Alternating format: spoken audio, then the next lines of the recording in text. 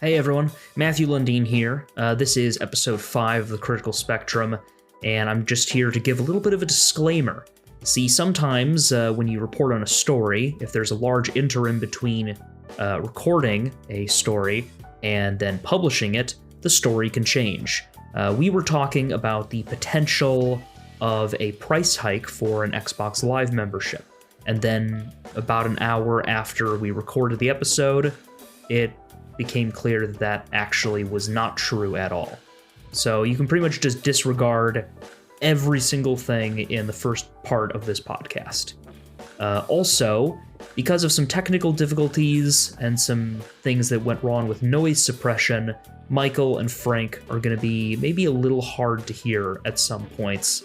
We're still working through the technical aspects of how to produce this show since we're all socially distanced, but hey, hopefully in the future we can figure it out and maybe even just produce the podcast together in the same room so we can eliminate all kinds of headaches. But the good news, we've got a new ad, so hopefully you'll be hearing that during the ad break in this episode, and you get to hear Colin's hilarious attempt at foreshadowing at the very beginning. He insisted on doing the intro. He had a great idea and decided that he was going to take all the topics from the episode, mush them together, and try to foreshadow the entire thing, and ended up more or less describing what sounds like a fever dream. So look forward to that. Thank you for listening, thank you for your patience, thank you for supporting us, and enjoy the episode. Nani? Is that a Titan I see riding on a skateboard while juggling eggs and Bill Gates is trying to steal your money? It might be hard to believe, but these are some of the things that we're going to be talking about today on the Critical Spectrum. I'm Colin Steele, and I'm joined here by Frank. Oh. Matt. Hi. And Michael. Shalom. I know, Michael. That shy hi from Matt. I'm sorry. I had to touch on that for a second. And I know, Michael, you wanted to talk about something to do with Xbox prices on something that Microsoft is trying to pull on people. Phil Spencer has betrayed us. The man, the myth, the legend himself. Fucking Phil. He was like, yo, you know what they want? To spend $120 a year on Xbox Live. Are you That's fucking what. kidding me? No. I'm fucking serious. How did he know that? Honestly, I think he knows us better than we know ourselves. Honestly, all the data they're collecting, he sits there just reading through it like, what do they want to do? Oh, they want to spend more money. It's all those trendy t-shirts he wears at conventions. True. Yeah, so they're basically like, yo, why pay $60 a year when you could spend double that on top of all that? Come on, man. Easy. What are you doing? What are you doing with your life? Not spending all the money on games? Yes, you can do at the end of the first episode of the 4th season. The best thing you can do, Morty, is buy things. Oh, yeah, consumerism. Yeah. Consume, Morty, consume. I'm not consuming enough. Fuck. You pay more. Fucking capitalism. Kind of pulled the consumerism on me about 2 weeks ago, speaking of which. Oh, yeah, Colin has experience with this, has some experience with this trauma. Yeah, firsthand trauma with the price change. Tell us about that. Yeah, friggin' Bill Gates. I know Bill Gates isn't the CEO of Microsoft anymore, but anyway, Bill Gates. Yeah. We're coming after you. But about 2 weeks ago, I tried to buy a year more of Xbox Live Gold. And I was like, oh, I can just go to the Xbox store right on my Xbox to do that. Nope. They tried to charge me $60 for 3 months. 3 months? What the fuck? Yeah.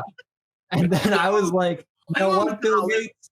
I don't need you and your billions of dollars. I'm just going to go over to another billionaire, my boy Jeff Bezos. Hey, Jeffy. And try to buy a year off of Amazon. Well, then Jeff Bezos, nope. This kid's too poor for my products. How dare you fucking come on Amazon, you poor bastard. And then I eventually got a year, thanks to Michael, off of Best Buy. But still, I am outraged. Bill Gates. It truly was the Best Buy. Oh, shit. Colin, show me on this wall exactly where they touched it. Oh my God. What? They're What? your wallet, people. Wake up. Oh, you said wallet. honestly, I thought though- you said wall. Yeah, show me on That's this very- wall, Matt, exactly where they touched it. What? So how much is Game Pass now? Well, that's what I was going to They get into. raised Is the- that? Well, that's what I'm saying. They didn't. They're like, yo, let's just have Game Pass be Why the same did you buy exact. Gold? Exactly. They're totally trying to fucking change it over. They're probably going to be like, yo, Game Pass is 120, Xbox Gold is 120. Why the fuck would you buy gold, idiots? And then everybody's going to go to fucking Game Pass. They're going to chop off gold, and there's just going to be Game Pass and Game Pass Ultimate, which is 120 for Game Pass, 180 for Game Pass Ultimate. Wait, what's the difference between Game Pass and Game Pass Ultimate? Well, Game Pass Ultimate gives you Game Pass on PC.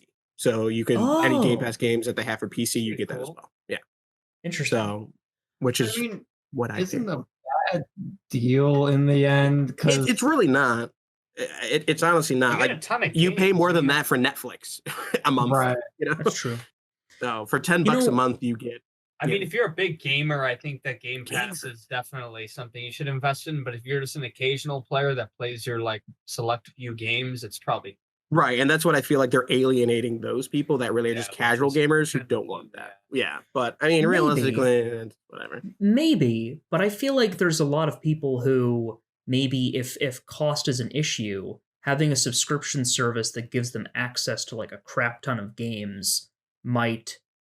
I don't know, because we were talking before about how, you know, the cost of games is increasing with the new generation. There's also just these new expensive consoles, and now this news about a more expensive subscription service. But now that you explained the whole thing about Game Pass, this sounds way smarter, because when I think about like Xbox versus PlayStation, I always think about how like just stupidly, insultingly good PlayStation Plus is at giving me free games each month.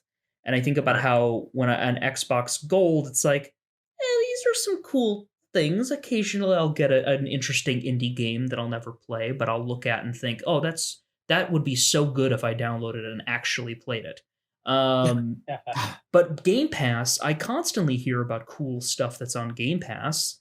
So if I would end up spending the same amount of money on Game Pass as I would on something that's a lesser product, it's kind of their way of being like, what are you doing, idiot? Get Game Pass so you can play Sea of Thieves with your friends, and also I mean, yeah. and also like Jedi Fallen Order if that's still on there. So Oh yeah, It because is. they Yeah, have that's they have how I play the it. the deal with EA where they're like, you get EA Play with Game Pass. So So this sounds like an absolutely brilliant move by them for the sake of competition, because you know Yeah. I feel like the last generation, you know, PlayStation had a bit of a step forward. So I think that with this generation, having something like this is really smart, because if you're trying to, you know, if you're trying to win people over when they're doing the cost benefit analysis of like, I gotta buy the big console, and then it's like, oh, like how many games are really, you know, how many games am I really interested in? PlayStation might have more exclusives that draw people over there, but if Xbox has just a service that you'll get in addition to the console, that'll just give you access to a crap ton of the year's, maybe not all the biggest games, but some of the games that are interesting, that could be a big win for them. well, yeah. I ano- mean, oh sorry, go ahead. Colin, go. Oh, okay. Well, another thing was that speaking of like the whole, I don't have any games to play on my new console. I think that's one of the things that Xbox actually has a big step on PlayStation, is that their Series X is backwards compatible with all previous Xboxes, which is really cool. which is dope. True. So I mean, they- wait, even like back to like original Xbox, or just yes. like, or just the Xbox One series. Technically, all the way back to the original Xbox. If it's like they only have specific ones that are backwards compatible back then. Okay. But like Jedi, like I think Jedi Knight, Jedi Academy is part. Like that's Right. part of it. Like I have the disc and I can play it on my Xbox Series X. Right, yeah, because I know that It they goes back pretty far. yeah, because I know that they Like, most games likely just backwards compatible. Mhm. Because they probably just took their backwards compatibility library that they had on the Xbox One and then just said, it's coming to Xbox Series X and it's gonna be great. It's gonna be wonderful. Which is it's great. I mean, I love that both consoles have embraced backwards compatibility. It's probably the biggest reason why, when I think about it, like a PlayStation 5 might actually be feasible within my near future, especially Right. if I can sell my Right. old shit. So yeah, that's this all sounds wonderful to me. I was very cautious when 20 minutes before the show started, Michael messaged the chat and was like, they're increasing the cost of Xbox Live, and I had like a mini panic attack. No, I mean, and I think, like you said, it is smart overall because if you think about it, the old Xbox Live kind of subscription model, I think you could pretty much do like, I think if you did monthly, it's technically more expensive overall. Like you'd be paying more than $60 a year if you did it monthly. Right. Whereas now you can just pay for Game Pass and it is just $10 a month. Like instead of saying like, oh, I have to spend $60 at one time, but yeah, I get it for a whole year. But that's still kind of like, it's kind of a lot to think of at one time. Like I have to spend $60 this day, which might affect, See, I don't people mind who doing are. something like I that. mean, yeah, I don't mind it either. But like, if there are people out there who know, like maybe even live like close to paycheck, I mean, you could obviously say like, yeah, you probably should have been buying this. But anyways, Yeah. it's more of it's more of instead of saying, yeah, I'm paying $60. Oh yeah, maybe like now this paycheck also like, oh, I got a whole $60 taken out. You just be like, oh, I'm just paying $10 monthly. It's a lot easier for people to keep track of it that way, I feel like. So, Right. and people are already used to paying so many subscriptions. I don't think really many people are going to say anything about this, honestly. You'll probably get Right. the people who are like really hardcore Sony fanboys coming out and being like, oh my God, shitbox doing this. But I mean, honestly, I don't think the vast majority of people are really going to say anything And I about want you to remember that I didn't do that, despite I know. being Hey. a huge PlayStation fanboy. You know what? I applaud you for that. You are one of the least fanboy PlayStation fanboys I've met, Matt. I have been always Team Xbox, but I am going to get a PlayStation 5 down the line. Like I said earlier, the discless version because it's cheaper. Hmm. And I'm gonna see which one I like because I mean I'm not like closed off to it. If I like I do Yeah. I do like the Xbox controller like a million times better, but I don't know, maybe the new like vibration controller will be even it out or something. Yeah, the like that. haptics on the triggers. I'm Yeah. interested to play it, Oh 'cause yeah, I the wanna play adaptive with, triggers. It's like if you're Yeah, pulling like, if you're pulling a Uncharted- bow in a game, it like has resistance to it. Yeah, that's awesome. Really? Yeah. That sounds pretty dope, actually. Like Yeah. Uncharted 4, God of War, Spider-Man Miles Morales, like come on. Yeah, well, that's what I'm saying. Like, Last of Us, not the second one, the first one, but the Well, last the second one. one's good. Is it? I heard it was terrible. I'm I'm gonna say we're gonna get into that now. But Matt has very different feelings, and I mean, I can't really say anything because I haven't played it. So.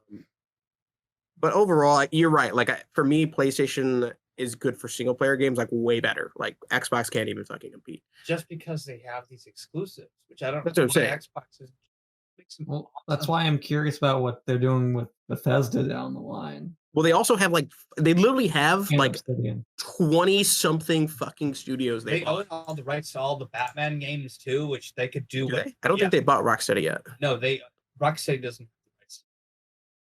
Oh, really? Oh. They own the rights to some kind of Batman thing, so they could use him as Sony uses Spider-Man. It'd be kind of interesting. But they won't. Like No. they have that new Gotham Knights game coming out. If they made that an Xbox exclusive, that would probably be more desired than the Spider-Man Miles Morales game, to be honest. True. At least if it's executed well, which I think it will be. It looks fucking amazing. Yeah. So. I mean the Arkham game. It's not maybe the same. But it still looks good either way. Well, Arkham Origins, I think, was made by them. But anyways, Was it? I believe so. Arkham Origins Yeah. was produced by Warner Brothers Montreal. Yes. Yes, which is the ones that are making. Okay, so I liked Arkham Origins, so it should be decent. So I think it'll be good. But I definitely think Xbox does need to step up their game. But again, they have like 20 something studios that haven't released shit recently. So I hope they're What cooking has something in the Bethesda background. put out besides like Wolfenstein Doom Eternal. and Doom? besides those two games. Nothing good besides those two recently. Yeah, and those aren't even things that they were developed. gonna- Those are just things that they published. That's true. What about Starfield? Starfield. Starfield is just going to be Outer Worlds, but Bethesda and not Obsidian, I feel like. Yeah, Ooh. basically. Ooh. Which it might be good. I mean, I don't know. I don't know anymore. I know, Outer but Worlds like was pretty Bethesda, Obsidian. That's what I'm saying, like- ooh. Bethesda has been letting me down recently. Well, that's why I'm excited for, and this is honestly one of the only reason I'm getting a Series X, is for Avowed, and that's Obsidian's next competition in the Skyrim Avowed. like first-person Yes. RPGs. No, I am so excited for that game. That game Yeah. looks fucking amazing. And What's Avowed again? it takes place in the same world of one of their other Obsidian's other properties, Pillars of Eternity. Great What series. Go play it on Oh, What world is Steam. this? it's kind of Love like a it. D&D-esque world. It is. Hey, but hey, it's like I'm a gonna stop you right there. You had me at DD. so Frank, imagine like a colonial era top down like isometric. Like it's literally as if you were playing a D&D like game, but you're controlling all your characters from top down essentially. Oh, is that the game that you were playing? No, I was playing Baldur's Gate 3 with Colin. Oh, okay. It's similar to that, but it's Oh, like in an older yeah. style. Yeah. Okay. Yeah, honestly, if Bethesda's not going to give us another Elder Scrolls for a minute, like these other studios need to start making the medieval what do you call it, open world Fantasy games and kind of stuff open like that. world You thing, got yeah. it's such a cool like topic. And like nobody's doing it. I I feel think like nobody's the- actually doing that. No one. I think that the people who made Black Desert Online are making a new fantasy Yeah, RPG. it's called Crimson Desert. I'm not shitting you. Yeah, and Crimson Desert.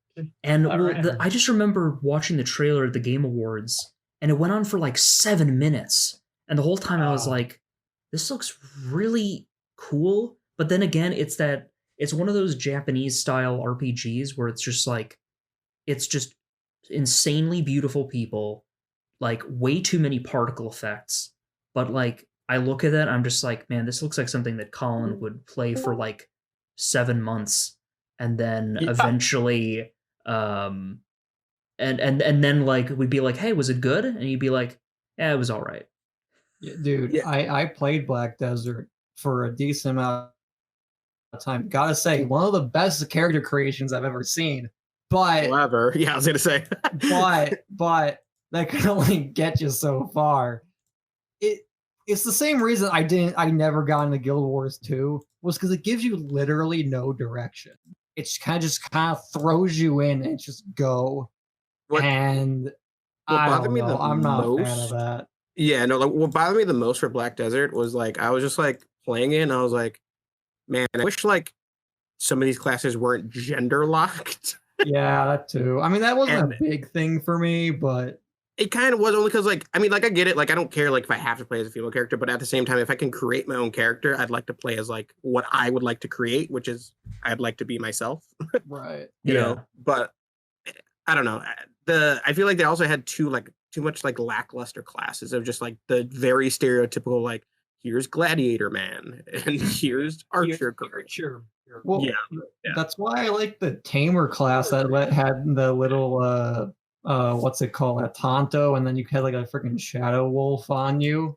That was a cool. Okay, well that's dope. That's Yeah, I didn't know cool. about that. That was really But cool. also That was my favorite. I'm not like excited for Crimson Desert because I feel like they're just gonna be like, look at this very beautiful world. Now here's like 50 billion microtransactions to make it actually worth it playing this game. Well, that's another. Well, yeah. Another thing was that I mean, I haven't been into an MMO since like WoW, like really into an MMO since my WoW days.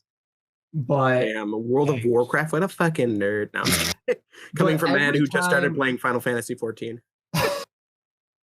But one of my pet peeves about these new MMOs that try to break into the market is that they don't have a dungeon finder to find a group for you. They're just like, too bad, you gotta do it the old-fashioned way. I'm like, no, social anxiety.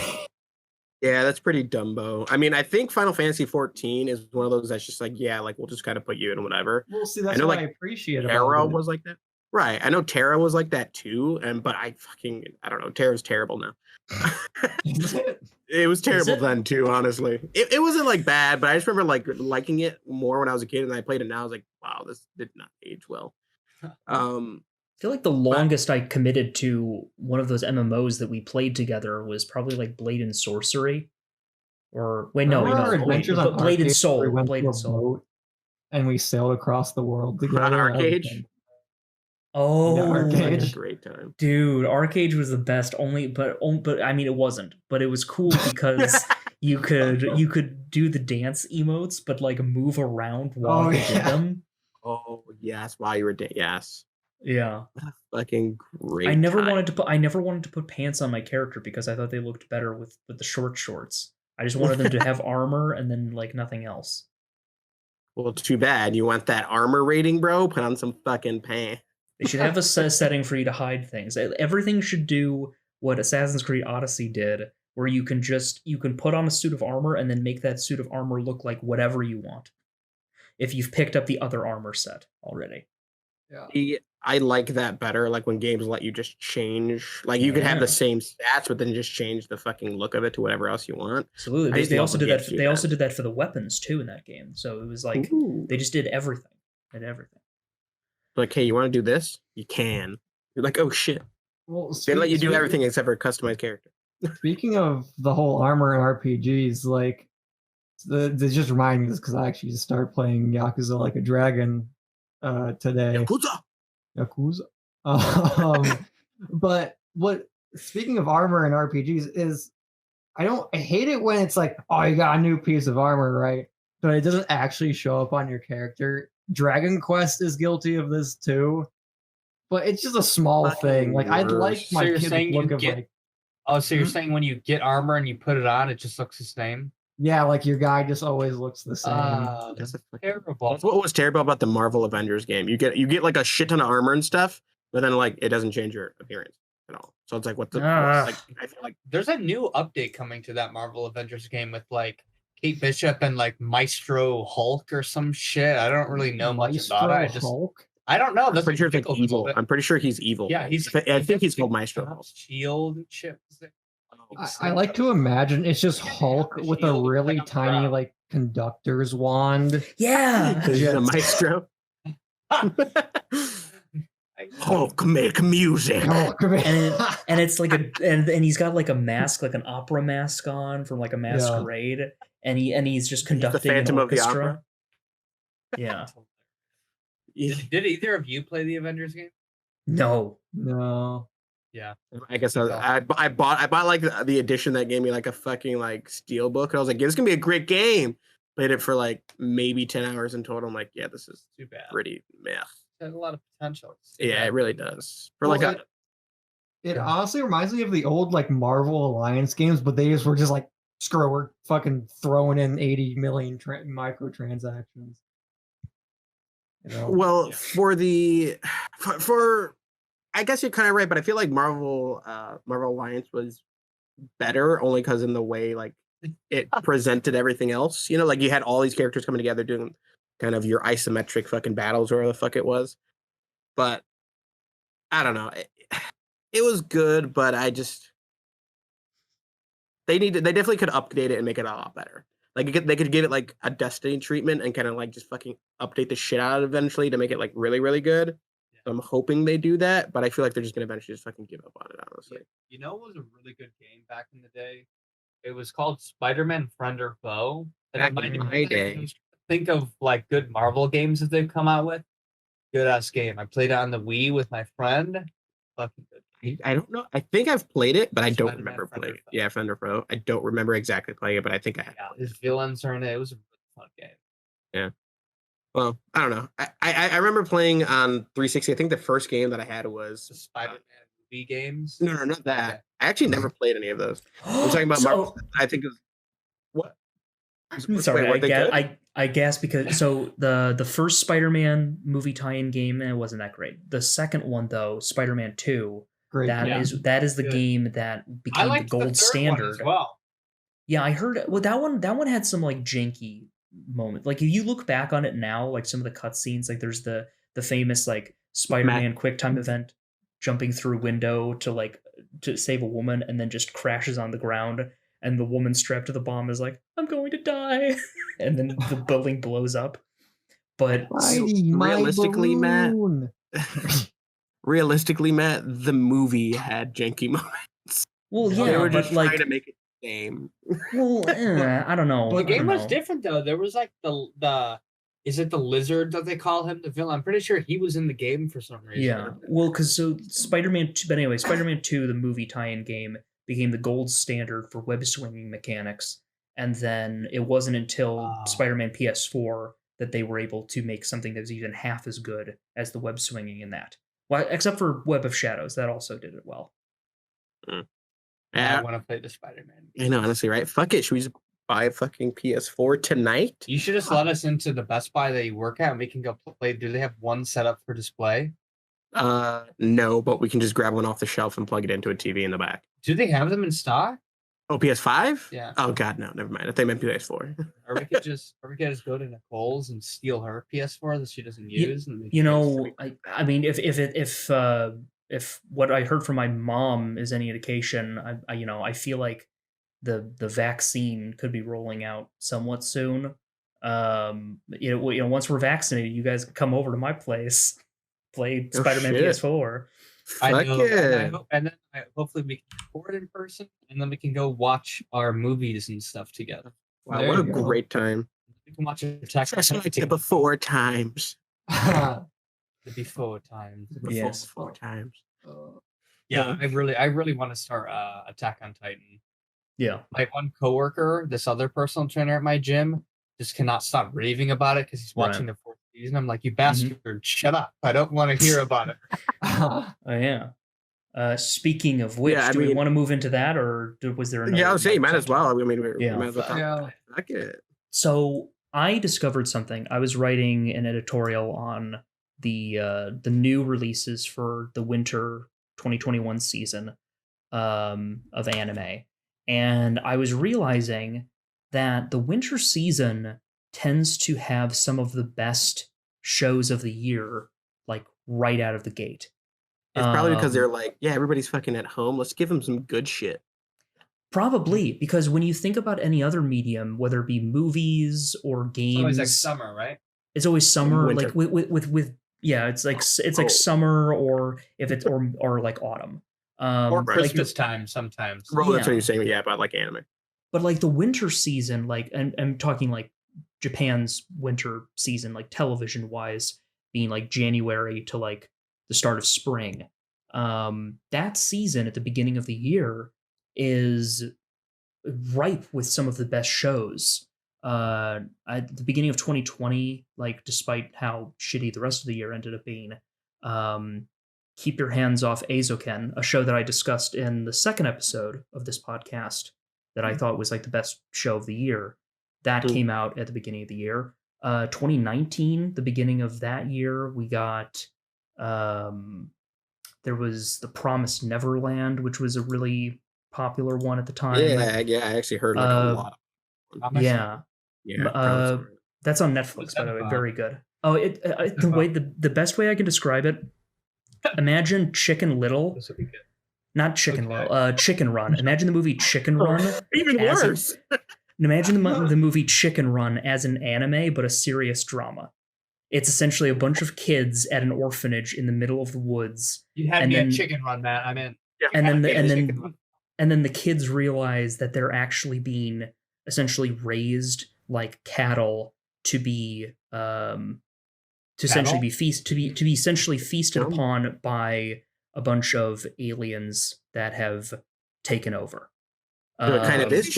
What is this? The fucking Matrix? It's called The Promised Neverland. It's on Netflix. So it's like Hansel and Gretel mixed with Chicken Run. Yeah, I'm watching anime tonight. Frank's like, damn, this anime talk giving me an itch. Speaking of offering me an egg in this trying time, Matt, I know you sent some anime trailers to us in preparation for this discussion. I just want to ask, what was that egg anime about? Yeah, I think that's on everybody's mind. What the fuck is that egg? What is it even called? Okay, so the show is called Wonder Egg Priority. It is a Love the name. It is an original series. This looked like it could have been like a manga adaptation or maybe adaptation of a novel, but it is in fact actually an original series by screenwriter Shinji Nojima, who I looked into his work. He's only done manga. This is his first foray into anime script writing. And so I heard nothing about this. It's actually kind of like I mentioned in my editorial Anime Quarterly, which I'll have a link in the description. I'm leaving a marker in the video now because I want to actually remember to put in a link, because I've mentioned links in the past and then I don't put them in.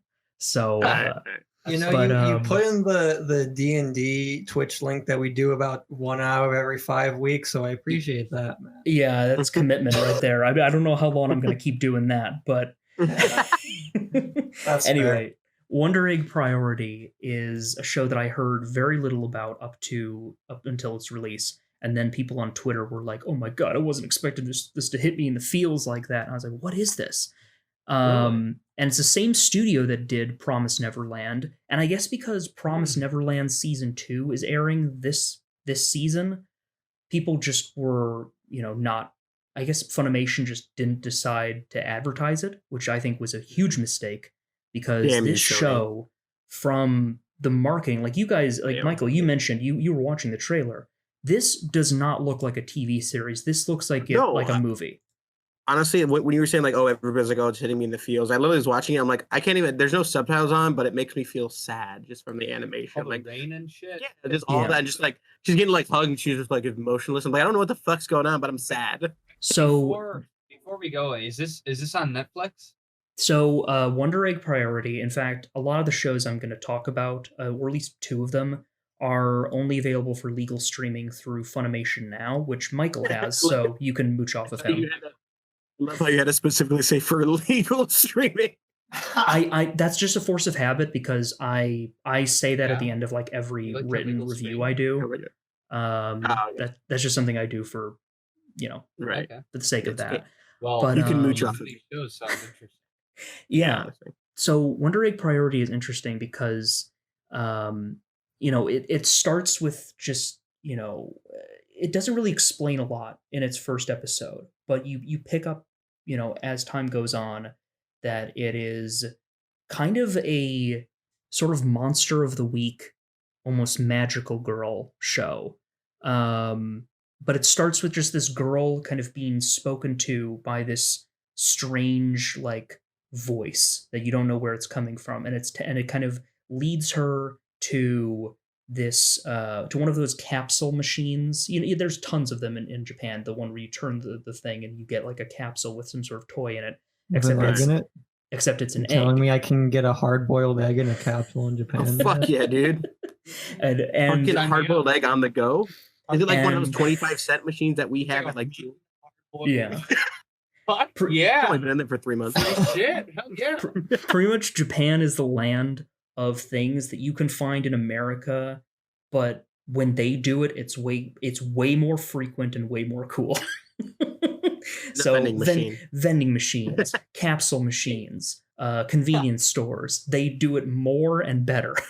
You're like, hey, you like fucking eggs? We're gonna put that shit in a capsule. Yeah. But in the case of this show, that egg doesn't contain there ain't no chicken inside it.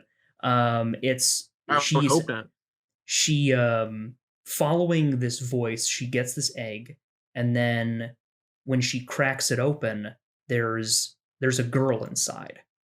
And what naturally. So, and she's finds herself in this like strange like mirror dimension version of her own, like, it's not her high school, but it's just like this mirror dimension of a high school.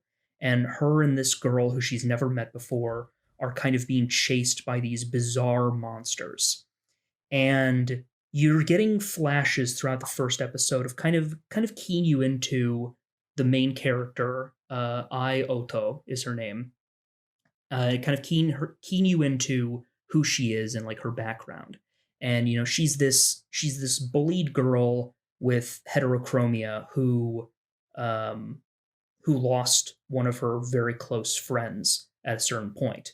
And now she's been contacted by this strange, mysterious entity that has brought her into this, has given her a doorway to this world where she cracks open these eggs that contain what Girls and all of them? what I interpret to be lost souls. Basically, these girls who are lost souls that are still grappling with some kind of trauma that they were dealing with in their life before they died. So what you're telling me is it's like fucking Angel Beats, but like the kids have been eaten by a chicken and pooped out as eggs and need to be cracked open. Yep, because that's how laying eggs works, Michael. Perfect. No, Michael, this is how I like to imagine it. She's on Easter egg Anime by hunting. Michael. She's on Easter egg hunting the show. She just cracks on these eggs. It's just like a fucking demon just shoots out at her. It's just like just screams. Like crawls out of the egg. Ow! Ow! Oh god, I just want some candy. Ah! but yeah, she no, it's fine. Where was I? Just keep this in your head, Matt. I want to know the wackiest anime you've ever seen, but please continue. I'll tell you about that later. Remind me. Remind me at the end of this. Please do. Remind me at the end of this discussion. I will tell you about the most insane batshit thing you've ever seen. Okay. Foreshadowing. Maybe the audience might not hear it. For Matt's craziest anime Next time on. Next time. But she cracks open these eggs. There's a girl that's being chased by these monsters, and it establishes that the objective of the show, week by week, is that the main character fights to defend these girls and eventually help them overcome some kind of trauma by battling a monster that tends to represent it. And then their soul is kind of put to rest. And the goal, the long-term objective, is that she's convinced that if she keeps helping these girls, she might be able to bring her lost friend back to life. No, she becomes the Easter Bunny. Kind of. And so they've already like in the trailer. In the trailer, they've already kind of like introduced other girls who are kind of going to be part of what I assume to be like the main like quartet of the series. So it's not just going to be there's also like some other girls that are going to be introduced to the main cast, but it's just I feel like this show just kind of snuck up on everyone because it wasn't really advertised too much by like the main streaming services, and certainly not by Funimation, who, from what I can tell, is the only legal streaming service that has the show in the States. But I just think that it has been really, really fascinating. There's been 2 episodes so far. So this is already out. It's already out. All of the shows I'm talking about are shows that have already like come out, at least like 1 or 2 episodes. So go get yourself a Funimation subscription and watch this shit. Yeah, sponsored by Funimation. They have a free trial. They have a free trial if you're interested. Just ask me for my login, guys. Yeah. He will not. No, dear God. Yeah, I mean, you already share that with quite a few people. I don't think you need. Everybody else uses it more than I do. Hey, if you listen to seriously. The podcast, you get Michael's Funimation. Yeah, the 100th listener. That's a Patreon tier when we eventually make a Patreon. Yeah, there's paid subscription to Funimation. Yeah, we should make a Patreon. Maybe like Bill Gates will be listening and be like, "Fuck yeah, I'll give him some money." No, guys, it's a Patreon tier where you pay the exact amount of money you would pay for a Funimation subscription. You just get Michael's login. Yeah. Yeah, I like that shit. So pretty sure that would be illegal. So everyone's just going to be like, who the hell was watching Interspecies Reviewers? It's like, oh, Michael. That's so Michael. Michael. It's like, Michael, were you watching High School DxD again? Oh, got it. You know. Oh, Actually, I did watch the first season. I liked it for the Nice. plot. I'll let you know. Of course. A Yeah. juicy, Mhm. supple plot. all right, gents, we got to cut for an ad break. We should cut for should. an ad break. And then we'll return Next with time, after the ad. Return with more of the eggs and Easter bunnies and anime. Next time.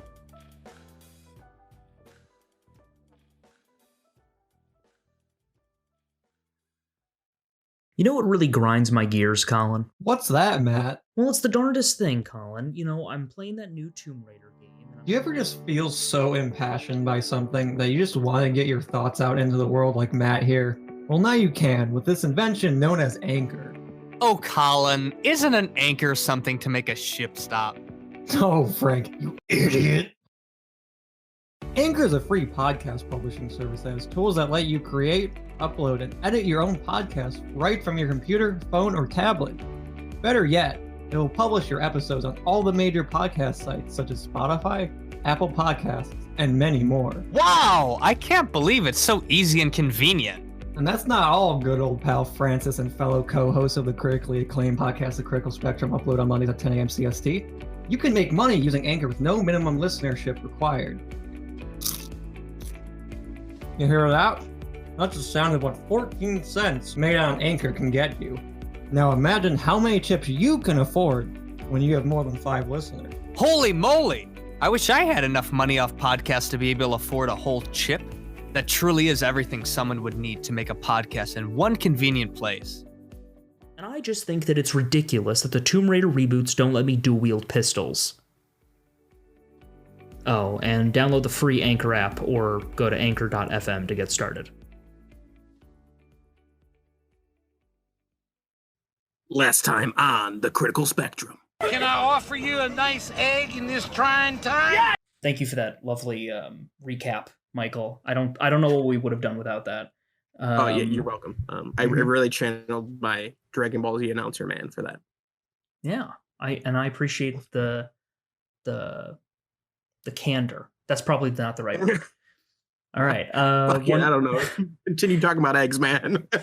There's not much more I wanted to say, but yeah, Wonder Egg Priority from Studio Cloverworks is one of the most promising looking shows this season. I think it has potentially very, some heavy subject matter. Also could be, it'll be heavy subject matter, but I think it also might be one of those shows that can be, relatable for people who, have had anxiety or stress, in their own lives. I think it's going to be one of those. It's definitely going to be an emotional show. I also feel like it has the potential to be kind of like I mentioned it in my editorial. It has the potential to kind of be like the lesbian equivalent of 2019's Sarazanmai, which was a very bizarre show that had kind of a similar motif of 3 boys getting three boys getting wrapped up in all kinds of weird supernatural nonsense and also talking about their feelings. So but this like definitely Magic. Yeah, but this looks to be a bit more dramatic. But the next show looks to be a bit less on the heavy side. Oh, I'm excited for this one. It's from Studio Bones. Like fucking wacky as hell. Yeah, this is called Skate the Infinity. Now, there are a couple of reasons why I'm very excited for this. This is another show. I didn't know this existed until maybe like a month before it started airing. I didn't know it existed until about a half an hour ago. Yeah. It's made by Studio Bones, which anybody who's read my blog knows that I consider them to be the best animation studio in the world and the people who I just continually simp for. But also it just got more and more interesting the more I watched the trailer, because I was just like, it looks gorgeous. It looks colorful as fuck. I was watching in a Discord call with some friends and I just kept going, dude, just like as it kept going on. Because like, do you mind if I explain my interpretation of what I saw in Please the trailer, do. Matt? Please do. Okay, so picture this. It's called what? Skate It's Right, called so- Skate the yeah. Infinity. Skate the Infinity. A boy down on his luck. He's like, oh man, you know what I really love, guys? Skating, right? And I'm gonna be the very best. No one ever was. like, guess what I just discovered? A hardcore skate racing tournament in the mountains, right? An But- underground like skating Yeah. tournament. Called- low-key. S. but I can my normal skate skills can't possibly get me through such a cutthroat tournament while these guys have futuristic skateboards that shoot lasers at each other and dress up like if they were It wasn't shooting lasers. Kiss. It didn't shoot lasers. Well, yes they did. It didn't Michael, shoot they shot lasers. lasers. They shot No, like it- I don't think it was lasers, but it the wasn't fucking lasers. somebody had It a was- gun. I swear. No, it was a light. Jesus It was light. Christ. It was light trailing behind the skateboard. One it of was a- it was a somebody was like futuristic- fucking shooting something. No, No, they were like, nobody- "It's a no hold barred," and they took out a gun or some shit and shot somebody. Jesus. I swear I saw that. I think. After I think you are. I know exactly the shot you're talking about. It was literally like the light beam coming off of that one dude's like AI like skateboard. Well, now that they're not shooting people, I'm way less interested in. Yeah, I this, want freaking yeah. Mad Max skateboarding and racing tournaments. Yeah, that's exactly what I fucking want. Give me some mutilated looking people skateboarding, trying to shoot each other for a war over like bullets or some shit. And after I just mutilated that description, Matt, do you actually want to tell us what it's actually about? Wait. You forgot one critical fucking part, bro. He Yeah. was like, yo, so I can practice every day, which I have no idea if that's actually what was happening. He's like, let me fucking use my tech deck. And I was like, oh shit. Oh they're my bringing God, back the that's tech right. decks.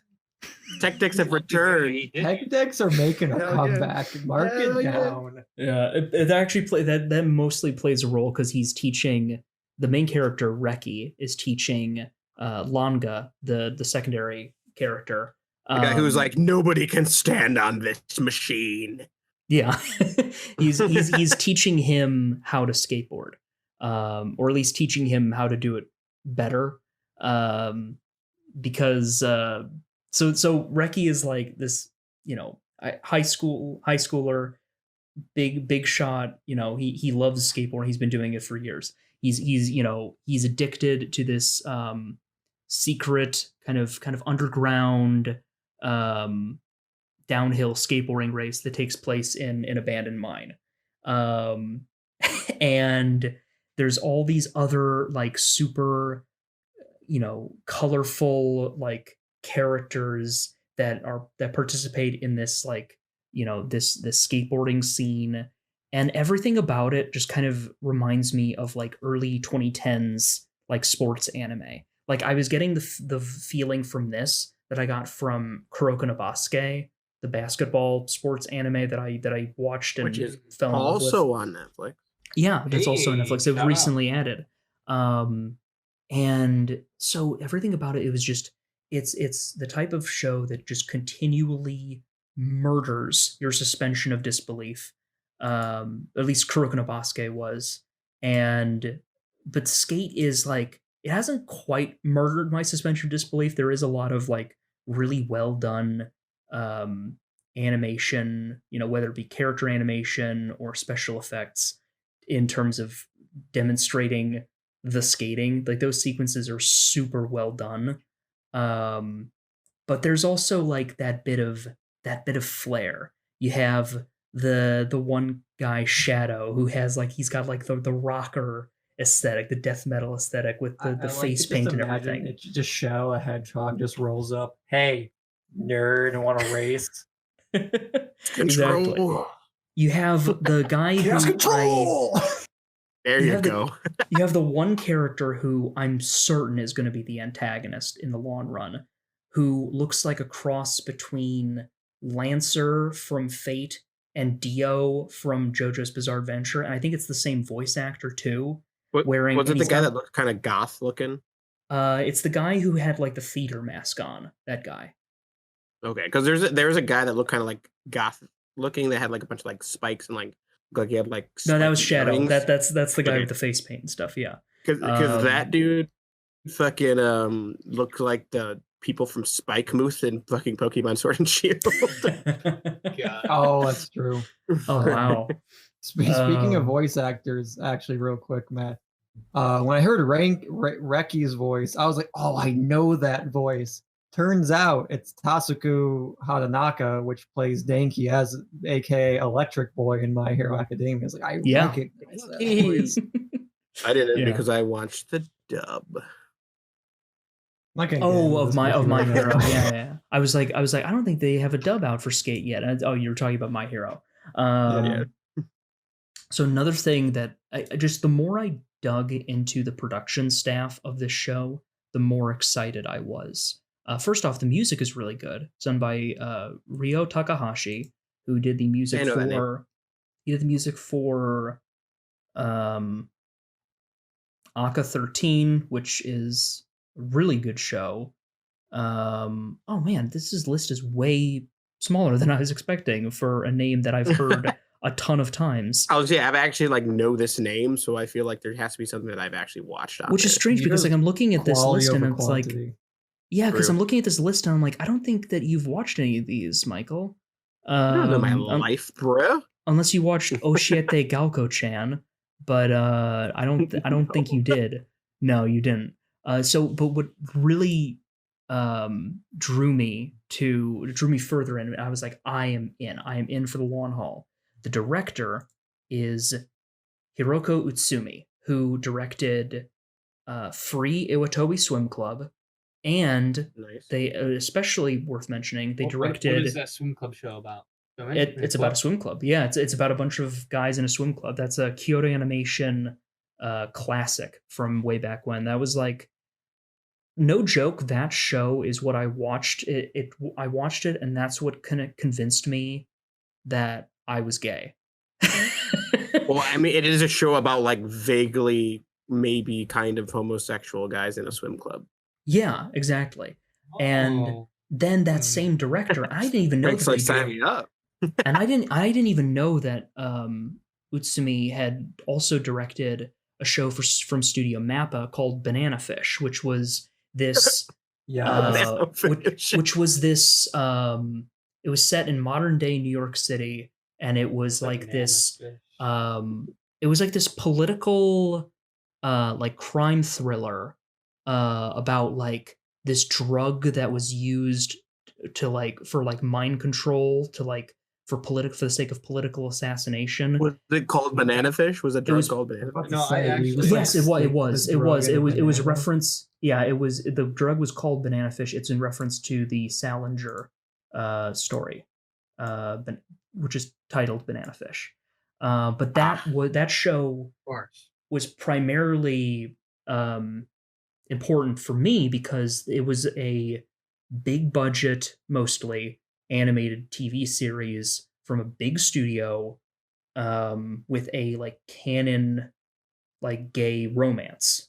And I've talked about it in the past, not on the podcast, but just in conversation, that for me, like the types of gay representation I'm most excited to see is stuff that is like it's romance that is injected into other genres like action or sci-fi. Like I want like a cheesy action story that just happens to have a gay romance, in the same way that there have been cheesy action films that had a straight heterosexual like romance crammed into it.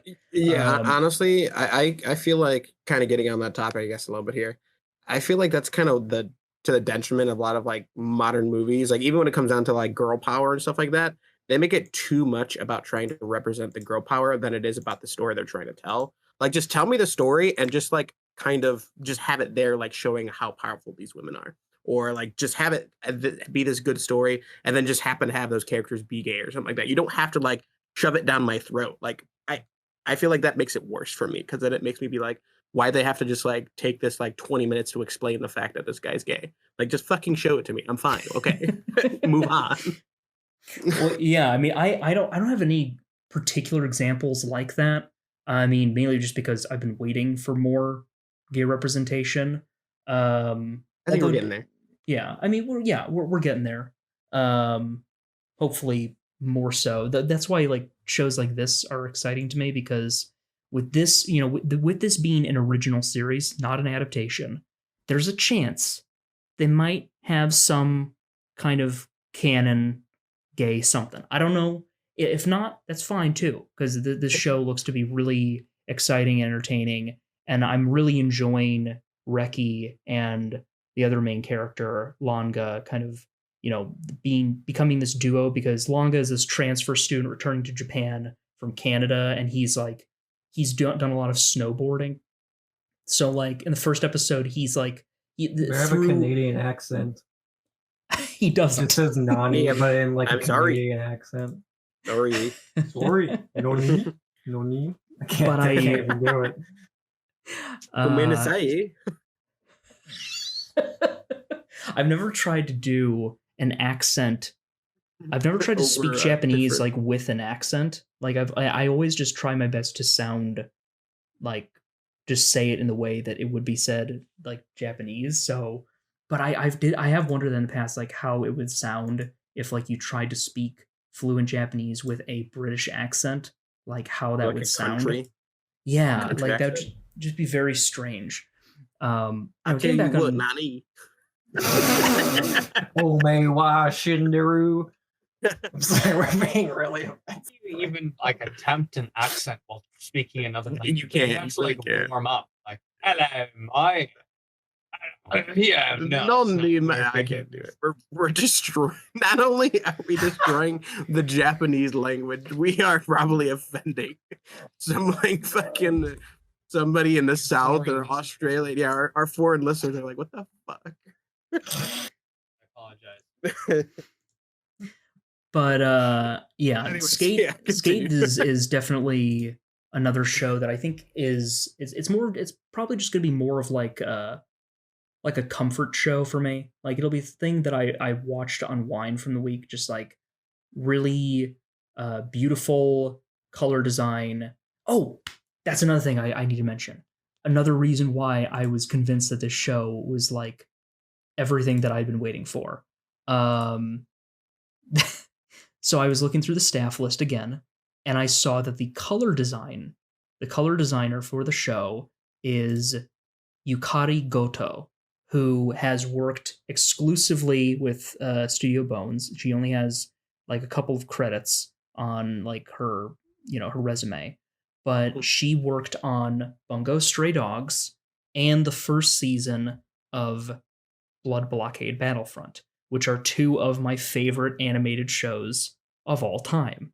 And you're telling me this is fucking just right up your alley, basically. Exactly. And both of them had incredible color design and incredible direction. So her working on this, which, if anything, just screams colorful, is perfect. That combined with the music and everything, this is just this. If Wonder Egg Priority is the show that I'm watching for its like its visuals and its and the character driven story and like that drama, then Skate is definitely the show that I'm watching to have fun. Eye candy, just for some delicious eye candy. Yeah, absolutely. Nice. And then the only other show that I want to mention, and because I think it's the show that everybody should be watching, or at the very least catching up on, is Boruto. No. Here's the thing. I would love to get into it. I just know that it's so many episodes of nothing leading up to a couple of cool fights. Oh, you're talking about Boruto? I wouldn't even fucking bother, honestly. Look, I have said this before, and I'll say it again. I like Boruto more than OG Naruto. Boruto still takes ages to get anywhere, but how dare you? I mean, honestly though, OG Naruto kind of took a long time to get somewhere. Yeah. I mean, like they kind of had their things, but like the main story, like overarching story of the entirety of Naruto, really didn't start for like fucking I don't even know how long. I tried to just play through the story of Naruto by playing the games, and I spent way too much time in the like open world like hub area in the town, and then I was like, what do I do? And then I played one mission, and then I couldn't beat it because I didn't know how the combat system worked. And then I was like, Damn, it had good combat though. I know, but which one were you playing, man? the first one. Oh, the first one's shit compared to the other ones. Yeah, Storm 3, and did they have a Storm 4? I don't remember. I know Storm 3 was good. Well, I mean, if they do have a Storm, Storm 4. Storm 4 well, was good. if Storm 3 has a recap mode that just tells me everything that happened before that, then maybe I'll give it a shot. Honestly, I think it actually does. Oh, thank God. All right. But what I really wanted to bring up, Attack on Titan, the final season. You know, when I first Attack on Titan is the anime that got me into anime. It was the first thing I watched at the very beginning of 2014, and then I recommended it to pretty much everyone. I recommended it to Colin, and then like a good friend, Colin didn't watch it until someone else recommended it to him. I'm pretty sure it was me. You or Alex, one of the two, and then. But it's okay because I had just gone into anime, which means that I was the most annoying anime fan. The most annoying anime fan is the anime fan who's just become one. But damn, Frank, you just said you're an annoying anime fan. You haven't annoyed me yet. Don't you worry. Just wait. Just because it was just so new to me at the time. What's my favorite anime? SpongeBob. Clone Wars. And, sorry, Matt. Side tangent. When I was working at a bakery in my high school days, great show. One of my coworkers actually came up to me, sorry, and actually said, "You know what's my favorite anime? The Clone Wars." And I'm like 90% sure he wasn't kidding. Like Josh can attest to this. He was there for this. That's beautiful. Okay, moving on. That's beautiful. He's not technically, but I mean, kind of. Right. Let's not get into this. I'm already going to be cartoon opposed to an anime. But okay, you know what? Fuck it. Let's get into we're this. Not gonna go into it. No, we're not going to go into it. Anime as a term. You started this, you piece of shit. Matt, get his ass. Anime as a term is a Japanese colloquialism of the Western word for animation, since animation was essentially a medium that, for the most part, was invented in the West. I don't know if it was specific, if it was in America but it was a Western construction. And so, like with a lot of like Western concepts or ideas, when it got translated into Japanese, they use an alphabet called katakana to essentially construct words that kind of sound like the English word. So anime is the word that they use for anime, which is animation. So a Japanese person, so a Japanese person would typically use the term anime as a blanket statement for anything that is animation. Yeah, however, so they see King of the Hill and be like, "That's fucking anime." Yeah, and although even in Japan they have disagreements over what's anime and what's not, depending on if there's another word for it. But when I talked with people about animation as a broad concept in Japan, most people just used anime broadly. Anime. So the significance of using the term anime in the West, I find, is that we're using the term anime to describe something that is very different because it differs so greatly from Western styles of animation and what is considered the norm or what is considered popular. And so it's another case of America taking another culture's thing, and making it more important than it is, like Cinco de Mayo and St. Patrick's Day. I mean, maybe, but I think it's more accurately just we would call it that because it's so different from what American animation is, especially adult animation. Considering that America's idea of adult animation is a comedy series on Netflix with dog shit character designs called Big Mouth, and then and then the East's idea of animation is like a lot more artful stuff, like Dragon Ball Z. I'm sorry, that sounds really cynical. I think, I apologize. That sounded incredibly cynical. I hate Big Mouth so much. But America, He's using this time to fucking vent about Big Mouth. I know, I really am. I know, I will agree with you. I thought the first season was pretty funny, but I think there are 3 more seasons of it that are just awful. Yeah. It's like gross, honestly.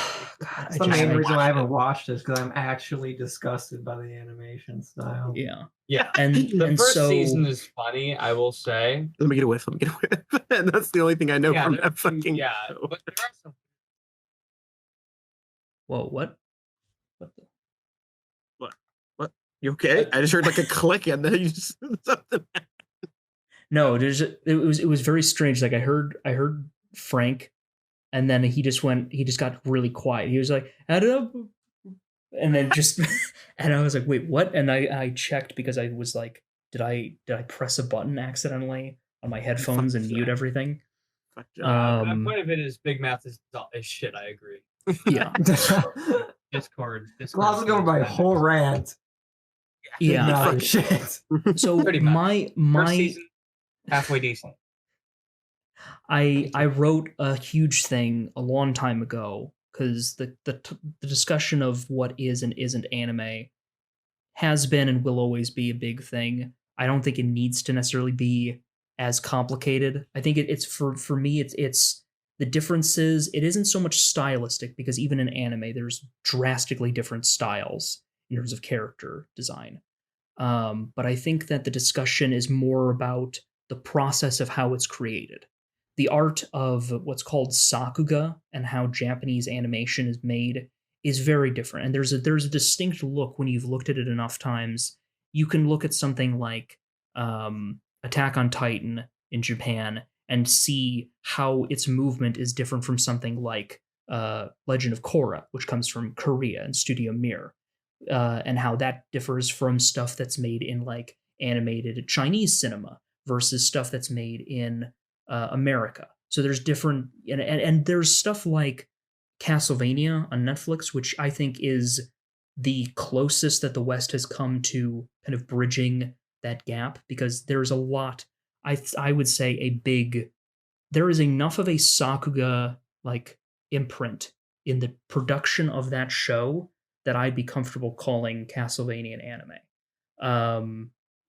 But Sure it, Netflix classifies it as one too. Yeah, under they the do. Yeah. tags. they do. Yeah. It's strange, but they also say that about God of Zeus. No, not God of Zeus, Blood of Zeus, and I mean, feel like the yeah. production of that Zeus. wasn't, and I feel like that's not nearly as deserved from a production No, because standpoint. Blood of Zeus is terrible compared to Castlevania.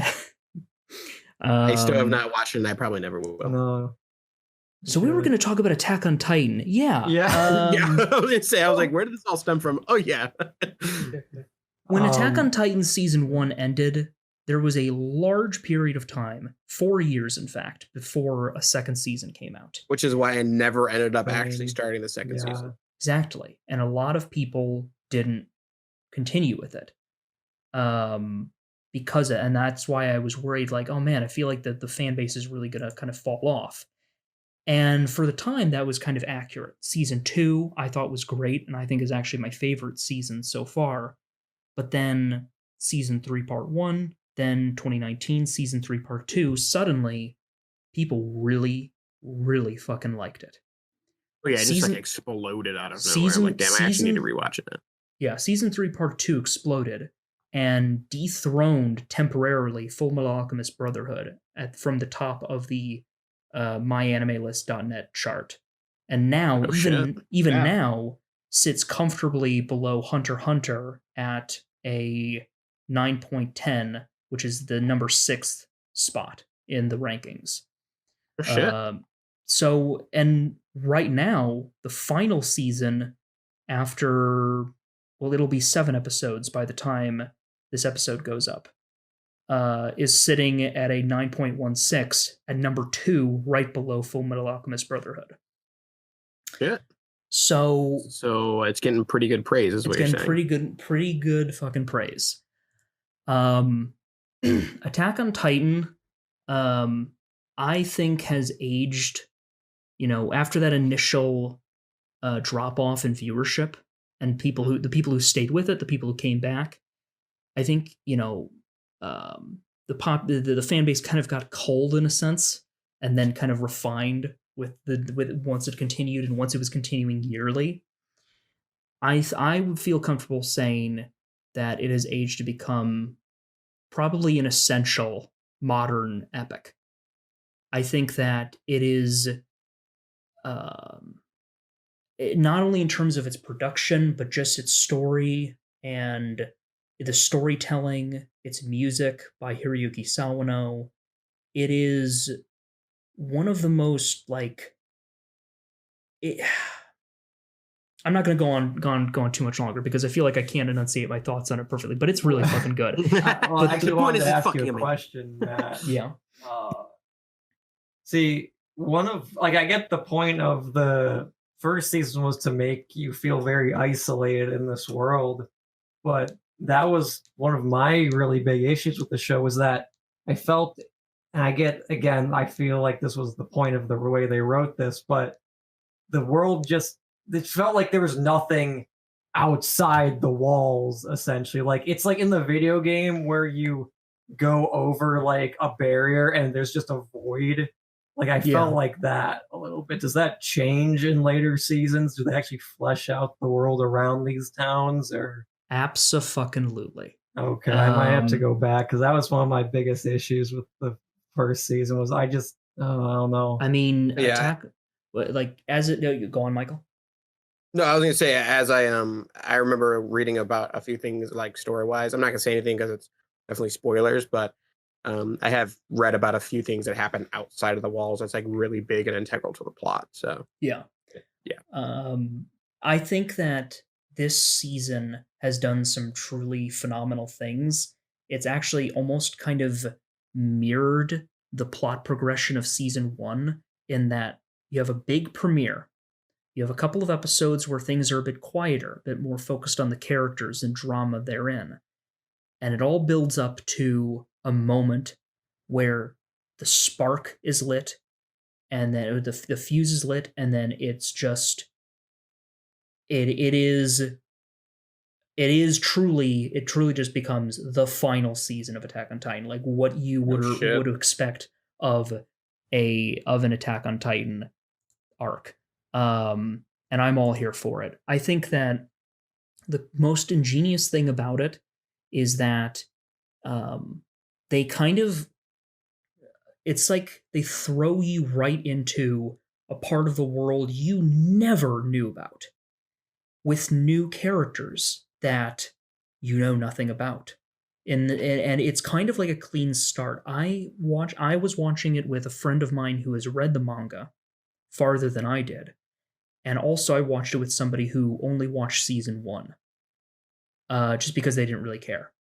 And hearing their reactions to things, it's so fascinating getting the reactions to major plot events from these different perspectives, which is perfect because the story itself is all about perspective and an eye for an eye and Right. warfare and what people do, like why people commit themselves to war and the personal emotions that feed into that cyclical machine of war. Right. And I would actually compare Attack on Titan final season so far a lot to what I experienced earlier this summer with The Last of Us, because I feel like it's an example of a story where you establish these two sides with characters that you like on both sides, and they're going to fight each other, and they're going to go at each other's throats. And so you are so emotionally conflicted because a moment can be both simultaneously heroic and incredible while also terrifying because of the implications. And it leads You're to basically these saying the ending of Civil War, kind of, yeah. at least for actually. me.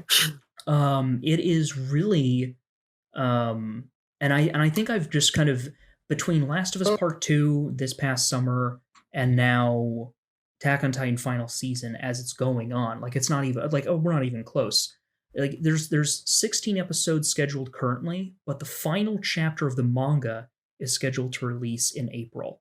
So there's either going to be a second half of the show, like a second half, like they're going to do a final season part 2 like they did with season 3, or they're Mhm. going to do a movie. Because I was talking to my friend who read the manga, and he said, yeah, I don't think they're going to be able to finish it all in 16 episodes.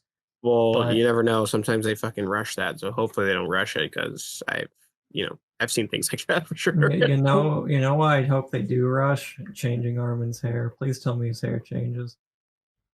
Okay, you know what? You're a hater, so I'm not even going to answer Please that question. please tell me his hair changes. I mean, I don't. Okay, to be perfectly honest, I don't know because he hasn't shown up yet.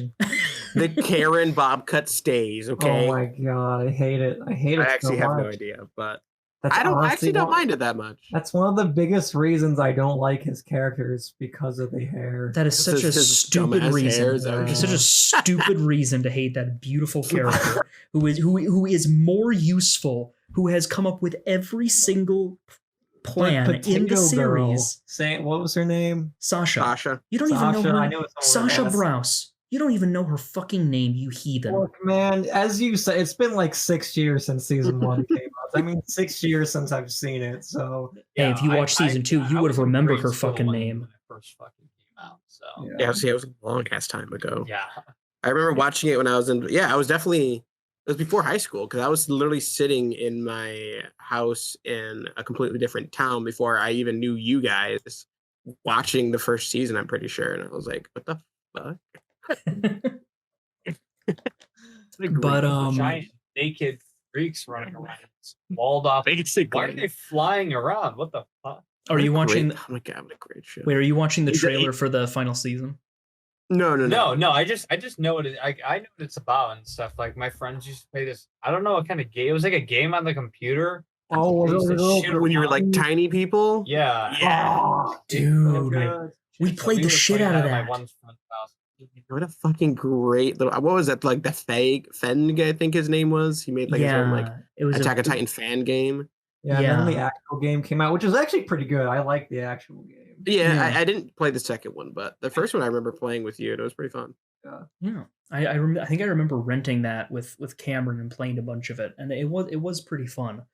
But yeah, I think to kind of wrap up the topic, Attack on Titan, the final season, between I don't know, maybe it's just because it's the second story I'm getting within the last year that's kind of like that dual perspective. And there's been tons of war stories and good stories about human conflict that have that dichotomy between two perspectives. But oh man, I think it's just proven to me that might be one of my favorite types of dramas now is when you take established characters and then you fuck with them with a new cast of characters that's also really well done.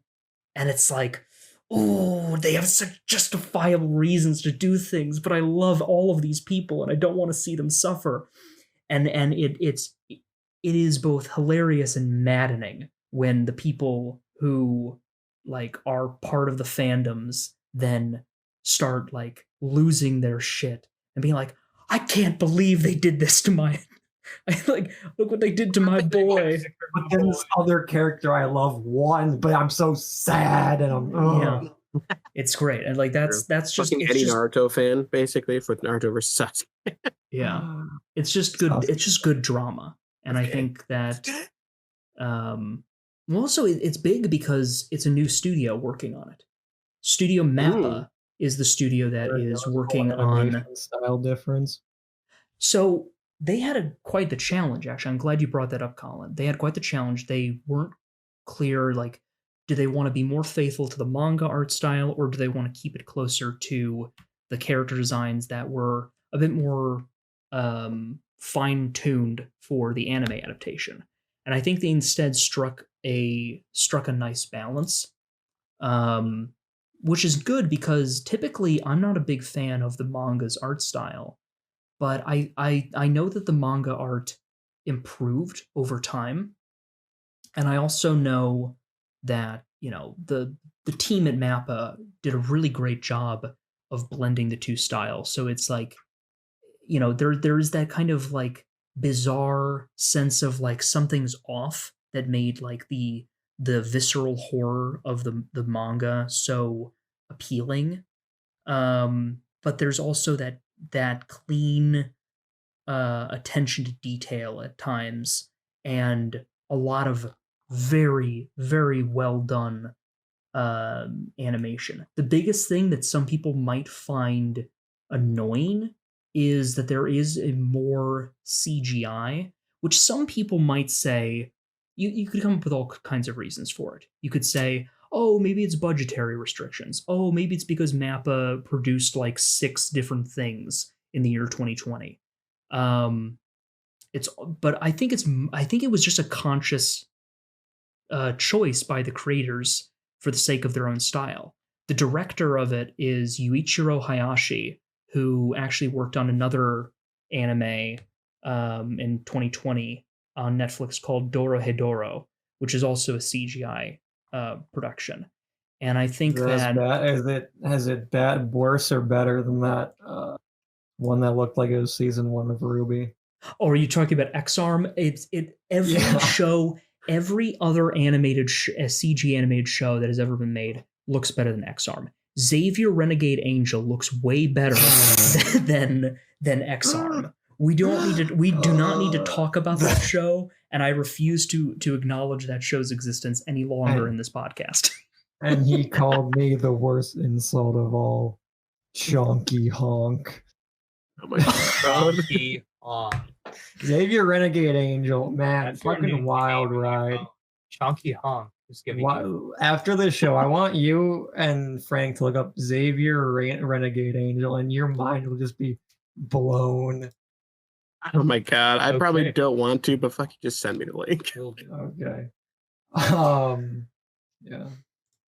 So that's kind of that's really the extent of like my anime recommendations. There were, some other stuff that's cool.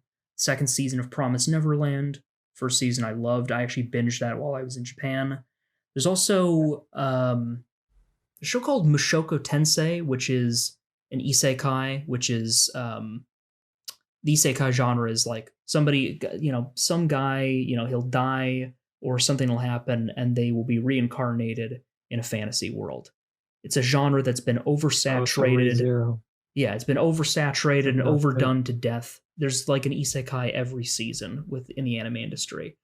But this one has really, really good visuals and an aesthetic that I'm really down for, because it's bright and colorful, but it's almost kind of like the color palette is a bit more diluted into the sense that it has, it just has a nice clean look to it. And it's from a completely new animation studio as well.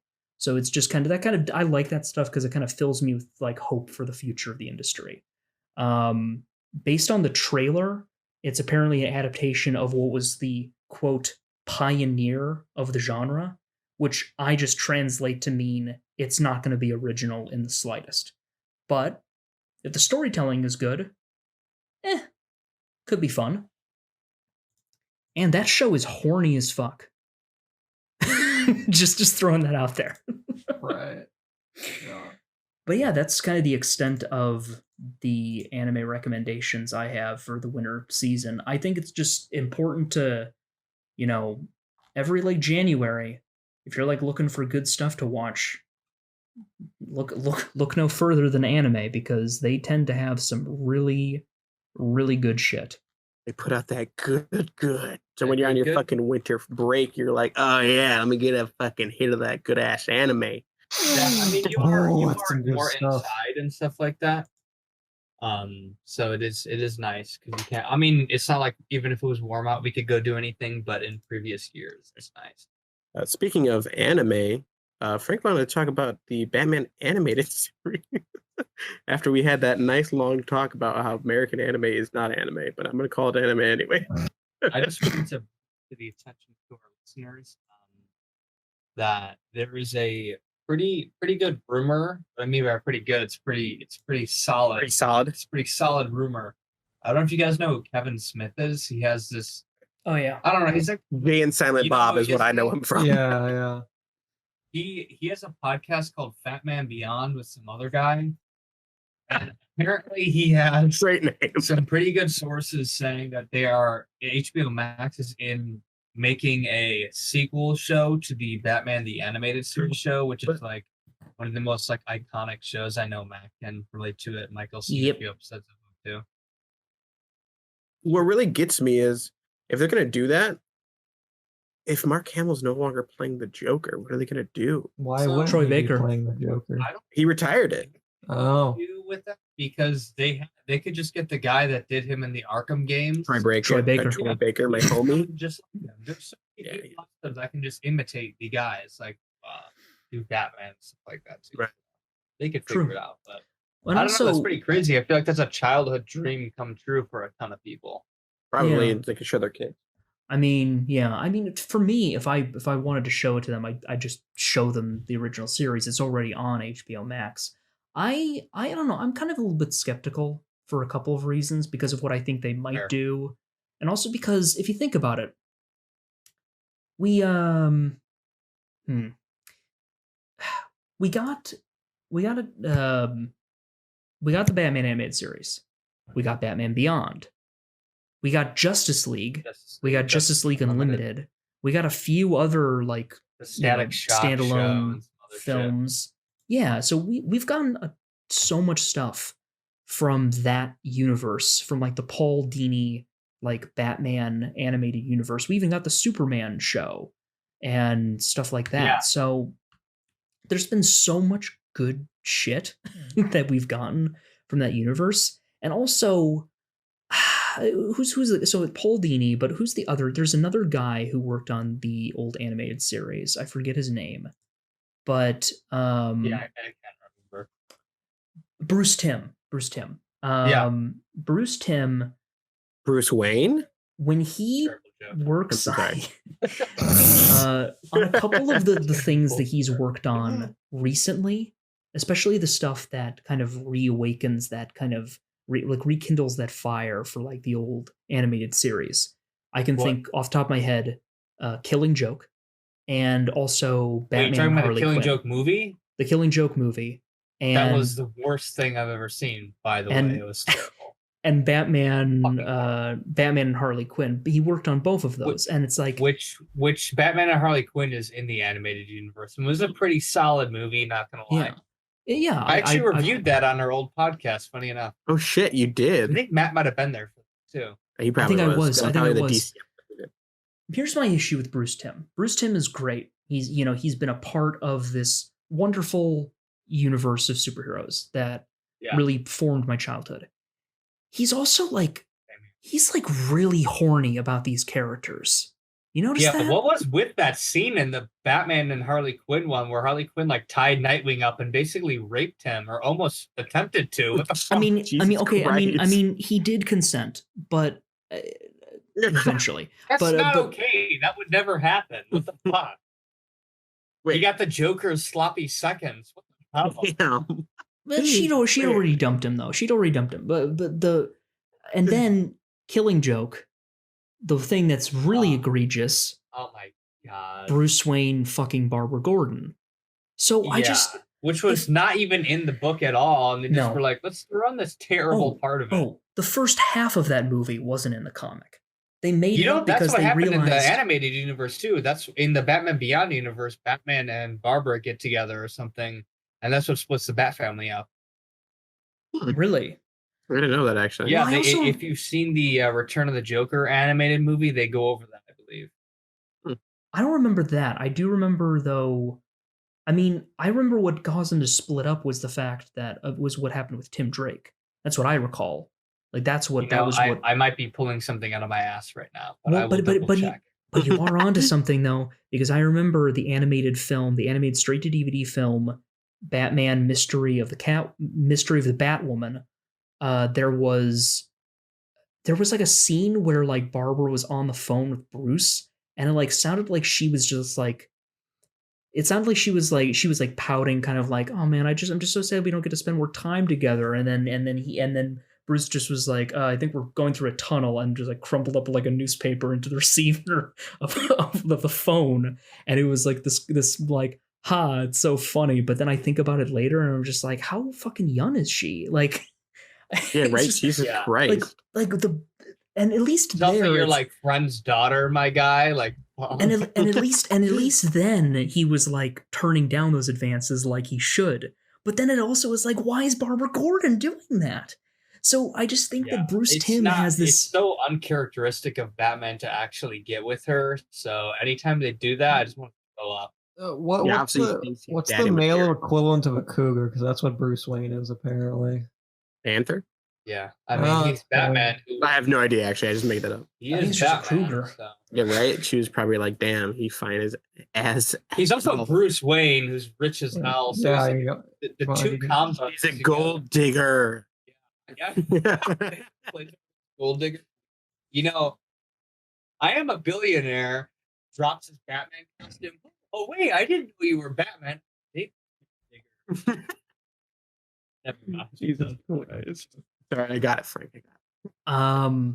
But the reason I bring this up is because part of me fears that if they do a revival, they might try to do it kind of the same way that they did Samurai Jack coming back, where, I mean, with that, it was like, oh, it wasn't too different, but they did add like a bit more like violence to the combat in the Samurai Jack like finale when they brought that back. So I'm worried that they'll bring it back, and then Bruce Timm is gonna like inject some like weird fetish shit into my Batman series, and then make him like grizzly and something. So to make you feel a little more comfortable, Matt, they have just recently, and the reason why I think they're going to be making the show is because of the success of this recent comic that came out called I think it's like the Next Adventures or something. It basically is like a continuation of the show, and it basically took storylines they didn't use. So you get to see Lex Luthor comes into it. There's a few events with him fighting Lex Luthor.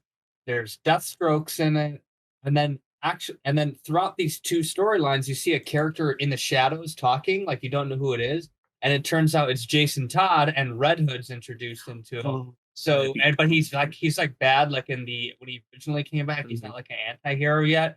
So you get Red Hood and Jason Todd introduced into the animated universe. So you think Jensen Ackles would come back for it? No, I don't think it's maybe. I don't think so. Maybe. Supernatural's ending. What else he's got going on? He's getting the boys. He's gonna be in the boys. Oh, that's right. Oh, yeah. You see that Jared Padalecki is going to be in a reboot of Texas Walker Ranger, whatever the fuck it is. Fucking God, is he really? Yeah, and the first episode came out and I heard it was terrible, which is sad. Because you know what the fans have been asking for? Walker Texas Ranger. Yeah, without Chuck Norris, which is probably like the main reason people watched it. Yeah. Why not? Fuck it. But see, what you don't understand is that the writer of this new Batman show isn't going to have Barbara Gordon and Batman to get together or anything. It's going to be Joker and Batman get together. Obviously. It's going to be Red Hood and Batman. Yeah, they may pull some stuff out of left field, which I really hope they don't. But I hope they just basically put what they did in that comic into the show and do some Red Hood stuff. That'd be pretty cool. I mean, keep it with the same energy. If they do it, it should be probably a short series.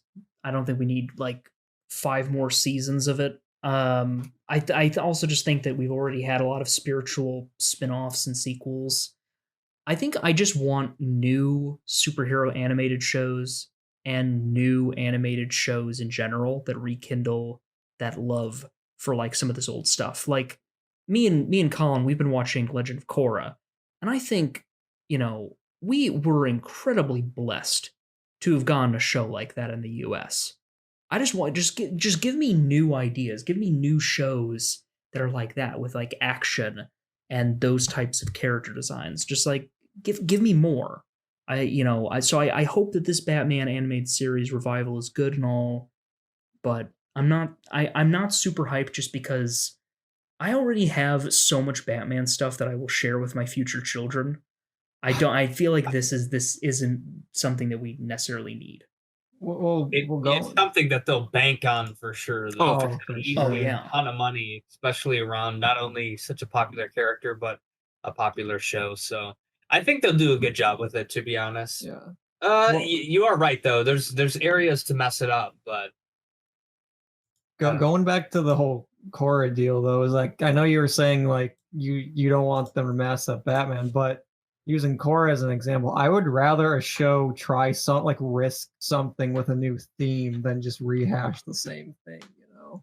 Right. Yeah, I feel like it depends. That's what Batman Beyond did, to be honest. Right. Well, I That feel was a like pretty big thing. I feel like it depends because like if it's supposed to be in the same vein, like Legend of Korra is supposed to be a new series. If you're trying to continue the same series, like if like all of a sudden they came back, I was like, hey, we're just gonna continue Dragon Ball Z, and it's supposed to be exactly like Dragon Ball Z. But then they gave us Dragon Ball Super. Super that'd be- is, the though. animated series didn't have an overarching story. Every episode had story concluded in it, and that was it. Right. None of them, like, unless they were a 2-part episode, none of them continued. So they could just pick up and keep making the same animation style and keep adding on different adventures, Right. which would be cool. But like Matt said, there is some area for it to get weird, and he has a lot of weird shit that goes down. Yeah. It's like, Right. why? That's true. I do feel like Interesting. shows in general have gotten kind of stale recently. Yeah. Like at least animated shows. Like I feel like a lot of animated, like at least American, like anime is completely different. But like American animation shows, like have all just kind of been like meh recently. We haven't really got Well, anything that too is good. fair. Like Good one to be watching. I've heard Disenchantment is good, but I tried watching and I was like, this is so bad. I don't get I it. liked the first season. I haven't watched any of the new stuff, but Yeah. I thought the first season was I pretty heard the new stuff was pretty meh, sadly. Really? Yeah. I just like the demon dude in it. I don't know if you watched it and saw Lucy the demon. I thought he was pretty cool. Yeah. Well, it's I sad. Like haven't watched any of it. we had bright, shining like glimmers of hope. Like there was the Voltron series that was made by the same people who made Korra, and then I heard that wasn't good. I heard that ended badly. And then Yeah. there was I think the same people.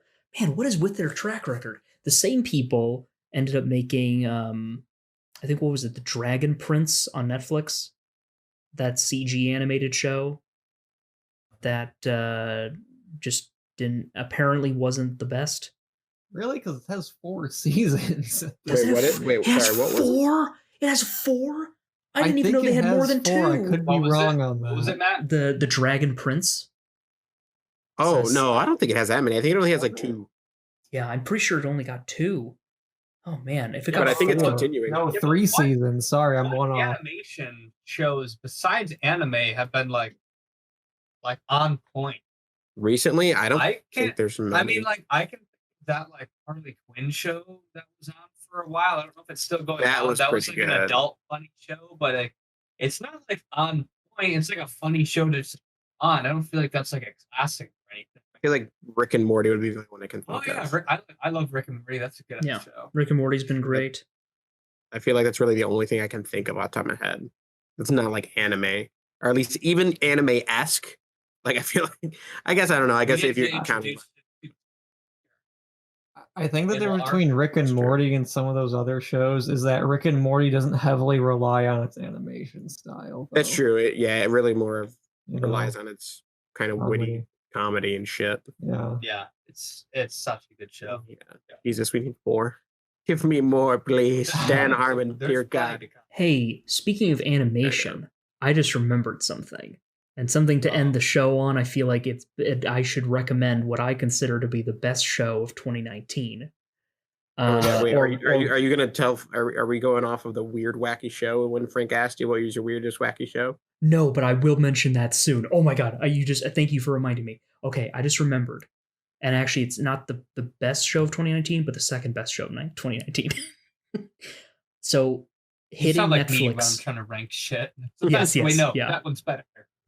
we relate on a lot of levels. It just came out on Netflix, or it's releasing. Yeah, it's now streaming on Netflix. I just got notification. Demon Slayer. Oh, I shit. started Phenomenal that, but I show. didn't. You started I Demon just- Slayer? I watched like 10 minutes of that and fell asleep. But Wait, Demon Slayer is the one that's they have the samurai swords and shit. They're killing demons. Yeah, they're killing demons in ancient Japan, which doesn't sound different from a lot of other shows, but I think that it's absolutely gorgeous. And what I love about it is that no matter how much you hate the villains, when like they are defeated, they always explain and kind of tell you a bit about them and how they became demons in the first place. And And humanize him a little bit. that show has a way of making me like tear up at the backstories of people who I hated so much. And it happens so many times in that show. There's exceptional villains in that show. Well, that's good. Yeah, I love when shows do that, when they like kind of like give you a reason as to why they're it gives you like a legit reason. You're kind of like, damn, like now I feel bad that I like was really like I hated them so much for it, but like Yeah. you're just kind of like, damn, because that's kind of what I had a thought in my head. I can't think of what it was. What'd you say? Mando did. What villain did that in Mando? No, remember they humanized the Empire a bit. Yeah. That's true. That is very true, actually. Yeah, I actually really like that part of it. That was actually probably one of my favorite episodes of Mando because of that. We discussed this. I said one of. No. That episode is great at the last end portion of it. The beginning is very meh, like when he's fighting the pirates. Yeah, that's true. Yeah. Once he gets Good into choreography, the Imperial though. base, that's awesome. Everything is like a 10 out of 10 from that point. Yeah, that's true. But anyways, the stuff like that is what really kind of I think elevates a show or movie to the next level if it really. Yeah, even Thanos. I mean, he wasn't as humanized, but you kind of get where he was coming from, where he's like, I'm a savior of the universe. But like you kind of still get it. Like you still get it. You're like, why like in the comics, I feel like that wouldn't work on screen when he's just like, I need to kill half the universe because I love death and I want her to love me too. I would not like that. So the fact that they went in the movie like, I feel like I'm the savior of the universe, trying to do good, the greater good kind of thing. I feel like that is a lot better of a villain than just having somebody who's just like, I'm just evil for no reason. Well, also, it's because he proposed that idea to his home planet and was firsthand watched his planet become destroyed, and now it's nothing, and he's the only one of his race because of it. Right. And he could have saved it, so now he's like, I'm going to save the entire universe. Right. So in his eye, and he's willing to do that, and it costs. So it makes him such a cool villain. Yeah. Yeah. A really cool villain is so key to us. Oh, for sure. Like, I think villains are, I like the villain more than a hero, to be honest. Always have. I mean, don't get me wrong, heroes are fucking awesome as well, but it's, right. I think just a good villain is usually better than like a good hero. Because the best thing think about it, the Sith gets so much cooler than the Jedi. Much cooler. Yeah, sure. Like, come on now. That's usually because they're somehow twisted and shit. Usually, yeah. I'm not gonna say for every, but every. Well, they always cast the most like Shakespearean trained actors as like the Sith. Like the best, like the guy who plays Palpatine. He was the best part of the prequels. Ian McDermott, my homie. Yeah, he's the reason why Episode 3 is like the only prequel that I like really like. It's great. That's like one of the greatest Star Wars movies. We should watch that sometime. We should watch all of the Star Wars. I have the Skywalker fucking saga on like 4K collection thing upstairs, and we should watch it. Yes. Yeah. So reminder for next time with Matt and Michael. Yeah, we should. So that could be a culture corner segment in the future. If you haven't heard, coming soon to a podcast near you. Yeah, Culture Corner, a series where we share media that we like and or are just kind of interested in that most of the people in the group haven't seen. So soon we'll be watching Scooby-Doo, Zombie Island, and Dragon Ball Evolution, because those were the two things that won in the voting phase. And then next after that, what did you pick, Matt? After that, the thing I picked was it's just more weeb shit. Listen, I've talked way too much. I've talked way. This right here, this episode was me cashing in. I won't be talking about anime for the next like 4 episodes, and then we'll come back. The anime, let us know. I know. Matt will be glad to chat away about that. I just get embarrassed when I feel like I'm taking too much of the time. We have limited time. It's okay. You have a lot to explain. It's great. Yeah. It's true. Quick plug, shameless plug. Oh yeah. sakurasunrise.blog, animequarterly.com. He's got it down. I love it. I'll also have a link to my YouTube because I uploaded something today, but I don't have... What'd you upload? I uploaded a 40-minute review of Call of Duty Modern Warfare that... you tell me about that. It was a review that we thought we lost. I'm going to watch that. Sounds cool. I like Modern Warfare. I hope you don't rip on it. No, I love it too. This was a Okay, 40-minute review we did for a radio show, and then my friend could not find the audio file until recently. So now I was like, oh, this is perfect because people talk about Modern Warfare because people are pissed that Black Ops has kind of like Oh. overshadowed Modern Warfare now. So yeah, I think I just uploaded the whole thing. Nice. But yeah, that's pretty much it for me. Also, Yeah, if I you, would say it's good. yeah, also the most insane show I was talking about. It's called oh shit, what is it called? I think it's called Concrete Revolutio Superhuman Phantasmagoria. Well, that just sounds like a fucking over the top show. Sounds great. Yeah. I don't want to say any more because I've already talked enough. I'll just leave Right. you to Google that. Concrete Revolutio. Your phone is gonna want to fight you to put an N at the end of that word. Don't let it. The folks can be like, "And me, don't." Don't Yeah, let it's this gonna want to spell Um, revolution. Don't let it. Oh. Honestly, though, yeah. How Um, the fuck do you even spell? I don't even want to know how to spell that. Yeah. Jesus Christ. And if you want to hear me and Matt play D&D occasionally on Twitch, Tuesdays at 5:30 CST. It's a good time. And if you want to hear me and Frank on a podcast, listen next week on the same podcast you're listening to now. 10 a.m. on Mondays. Hey. I forgot that that's when we schedule it. I was like, it's 11 p.m. You clod. All right. Well, thank you very much for listening to the Critical Spectrum. We'll be back next week with something. I don't know. You know exactly what I was talking about. Next It's like time on the Critical Spectrum eggs. topics. I do have two things to say. Oh shit! I hope I didn't just cut out. We did? You didn't. All right, go. Okay, cool. Sorry, Discord's being weird, guys. I Technical difficulty. wanted to put a theory out there for WandaVision, so Oh, it's shit, out okay. there before it happens. Okay. Okay. We're listening. Document this. So, by the way, new episode was awesome. We will chat on the future episodes in a later episode. We'll probably do a season recap when it's Or over. something like that, yeah. But I have a random theory that is very Oh my God. strange. Oh my but- god. Speaking of strange, Yeah. You guys know the bunny? You guys know the bunny in from the second episode? What was his name? Senior Scratchy. Senior Scratchy. Do you guys remember Senior Scratchy? No. The Oh, bunny and the magic wait. hat trick. Remember the bunny that was yeah. supposed to be in the hat and the magic trick? Yeah, I remember now. That bunny, Senior Scratchy, is Doctor Strange. Hot take. That's your theory? That's my theory. Here first, folks. Wanda's gonna be getting beaten down in the season finale. The bunny's gonna hop up, and Doctor Strange is gonna get like morph out of the bunny and be like, "Enough!" Nay. Oh my god. No, even better. Doctor Strange 2 is gonna start off with a bunny hopping around, and he's gonna turn into Doctor Strange. Oh, It's shit. going on. Honestly, if that Say happens, it once, since I don't no one know. else did. Future. oh my god, in the future episode. Yeah, that's all I had to say. Honestly, if that is actually Doctor Strange, I will have to pay you money. It's so funny. Much money, but I'm gonna I give think you that would money. be hilarious, but also kind of weird. But fuck, such a good show. I love That'll be good. That'll be good. All right. it. That Yeah, you is can you not- you yeah. can And absolutely I don't look want to talk on forward. the episode.